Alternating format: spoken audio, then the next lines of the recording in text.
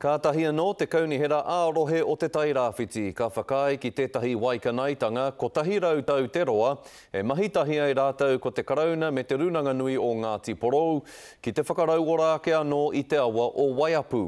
Hei tā ngā kaitiaki, kua roa nei e whawhai ana kia mauri ora mai anō te awa, kua aua atu te wā e tāria ana tēnei momo waikanaitanga. I rua tōrea i te rānei a Tina Wycliffe. Waiapu ko ka huhua, Waiapu ko ka māwiwi. Highly degraded, high sedimentation in the waterways, aggradation or build-up of rock and sediment along the plains and in the riverbed.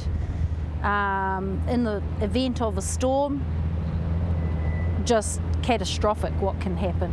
Nā te āhua o ngā huarere i konei, me te korenga o ngā rākau Māori, kei te patua te awa e te ngahorotanga o te whenua. It's one of my healing spots. We used to eel here about a month ago, but now it's eroded away. Hei whakaora anō i te kōka, e whakaaratia e te karauna me te runanga nui o Ngāti Porou, he whakaitanga kia tieki i te awa mo te kotahirau tau haere ake nei.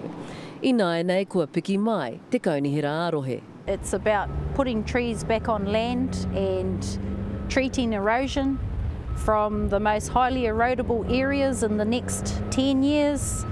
Koinei anake ngā manaakitanga a te kaunihera, he poraka raima hei aukati te rere o te awa ki rua tōrea. Engari no te urunga o te toto hau ki te kaunihera, e manako nui ana e nei kai tieki i te awa. There's a new regime, a lot more younger set, and people with Ngāti Porou ties, and I'm feeling absolutely optimistic that we're going to have all the support that we need to carry through this 100-year strategy. Kia whakatina nā ai te kōrero, Waiapu ko ka huhua mo ngā uri o Apopo. Tina Wycliffe, Te Karere.